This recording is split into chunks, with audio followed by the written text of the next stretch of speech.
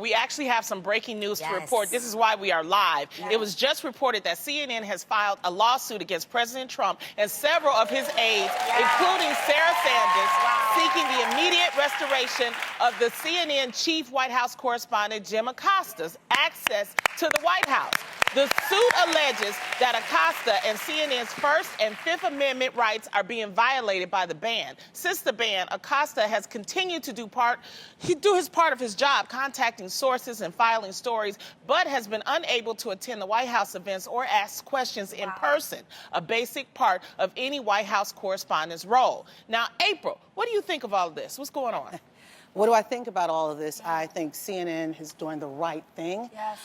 If you remember, yes. Way to stand up for reporters. Yes. Way to stand up for the people. If you remember, Friday, the president talked about Jim Acosta, and then I wasn't even there, and he brought my name into it. Right. Without even being there, as saying that I could have my press credentials pulled because we asked the questions. What the White House wants to do is dictate what kind of questions we ask.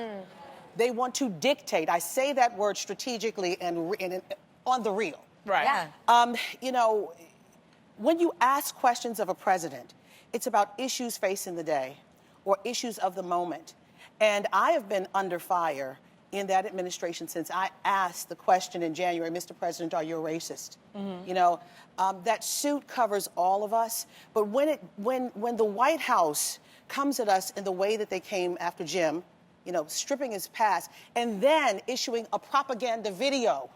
That video was doctored.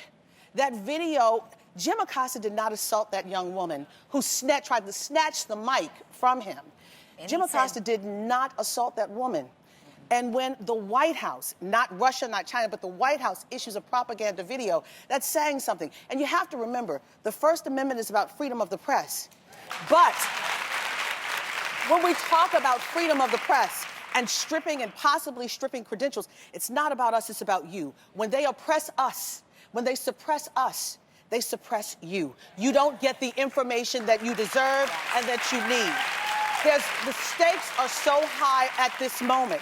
And for the people, we, the people, not to get information, it's an attack on you. And I talked to Congresswoman Sheila Jackson Lee, who said a couple of days ago, she said, April, first she's worried about my safety. And then she said, April, she said, we are watching the unfolding of the constitutional crisis right now. This is about the Constitution and we, the people. It's not just about the press.